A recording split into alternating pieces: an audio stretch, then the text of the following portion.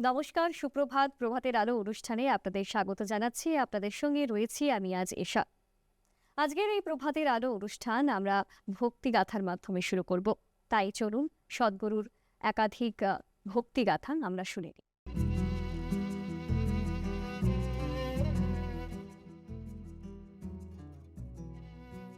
আপনার অভিজ্ঞতায় মানসিক রোগের মূল কারণ কি? সমাজগুলো যত বেশি করে সচ্ছল হয়ে ওঠে, দেখবেন তত বেশি করে তারা খারাপ খাবার খেতে শুরু করে। এতে বোধ শক্তি ধীরে ধীরে কমে যাবে।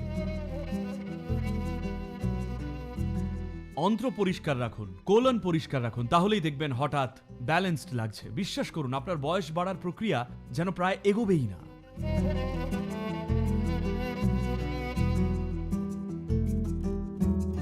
তো সদ্গুরু, আপনার আপনার অভিজ্ঞতায় মানসিক রোগের মূল কারণ কি? যদি একটা কারণ জানতে চান, না, তা অনেকগুলোও হতে পারে। দেখুন, আমরা যেভাবে খাই সেটা একটা কারণ। এটা মানসিক রোগের খুব বড় একটা কারণ।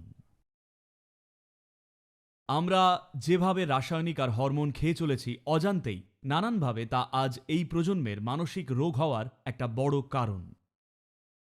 কিভাবে খাচ্ছি, খাবারটা কি গিলছি? এটা একটু বেশি শোনাতে পারে ইউকেবাসীদের কাছে, কিন্তু তাও কথাটা মন দিয়ে শুনুন। আমরা জীবনকে এইভাবে দেখি। আপনি একজন মানুষ হিসেবে আপনি যেমন মানুষ, তেমনটা হয়েছেন বাবা মার শিক্ষায়, যে স্কুলে পড়েছেন, যে পড়াশুনো করেছেন, এখন জীবনে যা দেখছেন, শিখছেন, তার ফলেই আপনি এমন একটা মানুষ কিন্তু হয়েছেন, তাই না?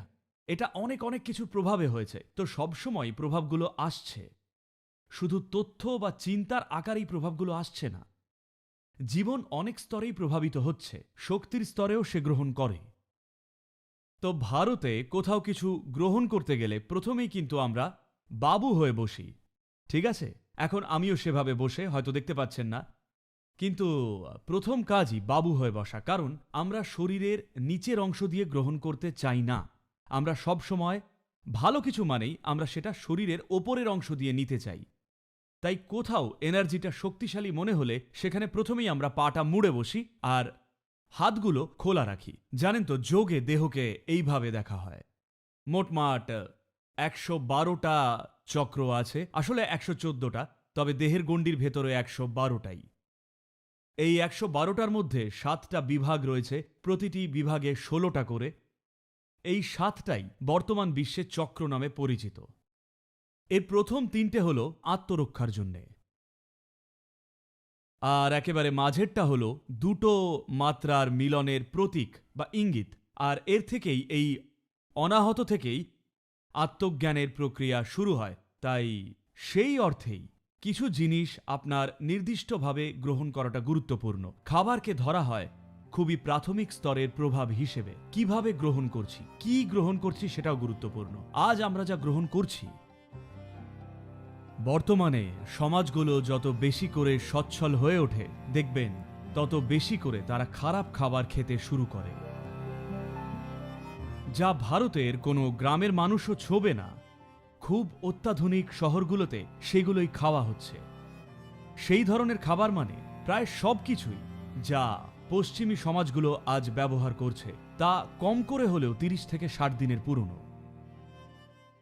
যোগে বলা হয় ৩ রকমের খাবার রয়েছে: সত্ত্ব, রজ, তম। তম মানে জড়তা। যদি তম আছে এমন কিছু খান, তাহলে শরীরে জড়তা আসবে। জড়তা আসা মানে শুধু অলস হয়ে পড়া নয়। জড়তা মানে কিছু জিনিস ধীরে ধীরে চলা। কিছু জিনিস মানে প্রধানত দেহের পুনর্গঠনের গতি কমে যায়। আজ আপনারা জানেনই যে মস্তিষ্ককে সারা জীবন যথেষ্ট সক্রিয় রাখার ক্ষেত্রে সবচেয়ে গুরুত্বপূর্ণ বিষয়গুলোর মধ্যে অন্যতম একটা হলো স্নায়ুর পুনর্গঠন করা। যদি এমন খাবার খান যেগুলো তামসিক or causes inertia, যা শরীরের সাধারণ ক্রিয়াকলাপে শক্তিতন্ত্রে যা জড়তা সৃষ্টি করে, তাহলে দেখবেন বোধ শক্তি ধীরে ধীরে কমে যাবে একটা সময় পর। আর সবাই এটা বোঝেন বলেই তারা কাপের পর কাপ কোকা কোলা কিংবা কফি খান বা মদ টদ খান খাওয়ার পরেই, কারণ তারা জানেন যে সেটা ব্যালেন্স করতে হবে। তো এই রকম ব্যালেন্স নিজের সিস্টেমকে ভারসাম্যে রাখার খুবই প্রাথমিক একটা উপায়। মানে প্রথমে ভুল খেলেন, তারপর ঠিক কিছু খেয়ে সেটা ঠিক করছেন। পৃথিবীতে সবচেয়ে বেশি অ্যান্টাসিড, বিশ্বের মোট অ্যান্টাসিডের প্রায় 60% বিক্রি হয় আমেরিকাতে, যা পৃথিবীর সবচেয়ে ধনী সচ্ছল দেশ। তার মানে তাদের কাছে সব রকম খাবার থাকায় তারা শ্রেষ্ঠ খাবার খেতেই পারেন, কিন্তু না, সবচেয়ে খারাপগুলোই খাবেন, কারণ বাণিজ্যিক শক্তিগুলোই ঠিক করবেন কি খাবেন। আপনি আর সচেতন হয়ে পছন্দ মতো খেতে পারবেন না। যোগের নিয়মে কিছু রান্না করলে আপনাকে সেটা অবশ্যই খেতে হবে 1.5 ঘন্টার মধ্যে। 90 মিনিটের মধ্যে খাবারটা আপনাকে খেয়ে ফেলতে হবে।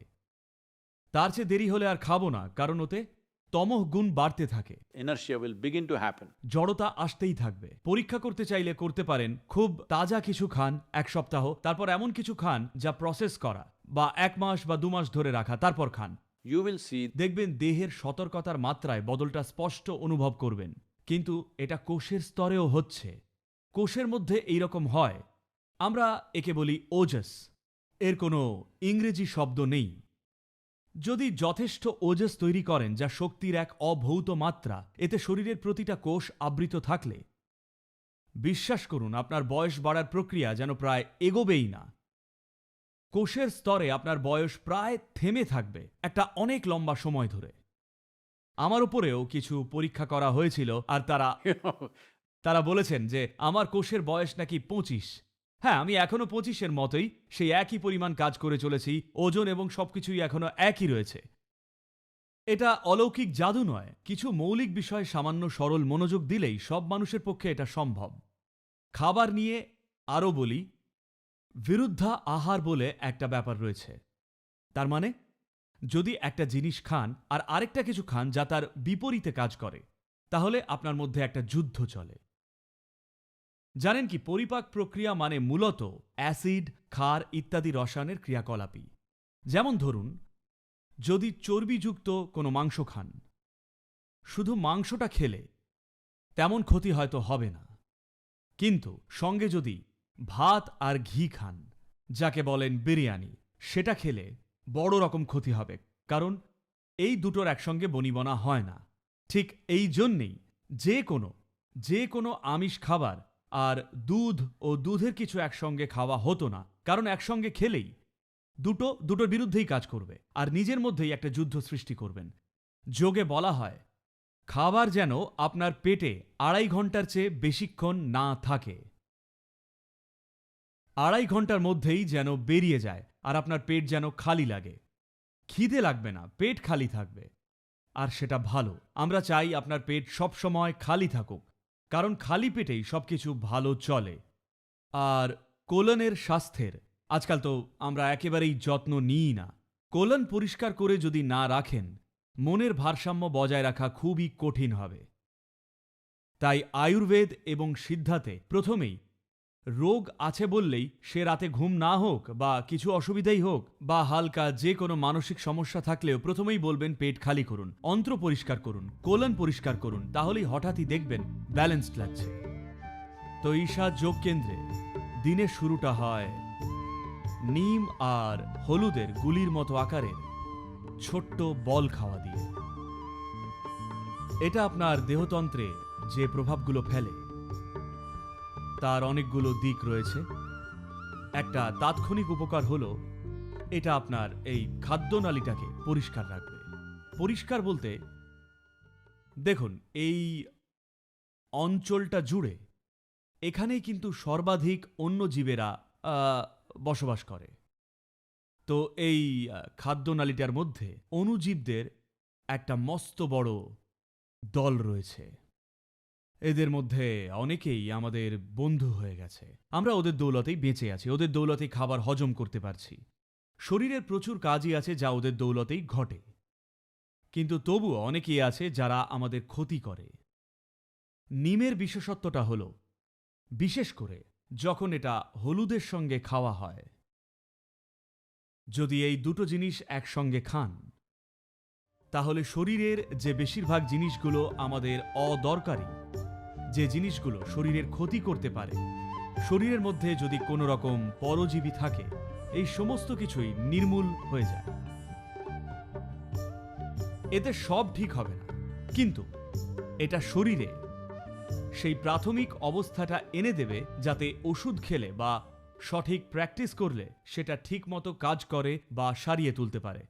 যিনি এখনই ভুগছেন তাকে এসবের মাধ্যমে কিভাবে সারিয়ে তুলবেন? এর জন্যে সহানুভূতির দরকার। শুধু এইভাবে না হলে ওইভাবে সারবে, শুধু এটা করলেই সারবে, এইরকম ধারণা থাকাটা খুবই বোকা বোকা হবে।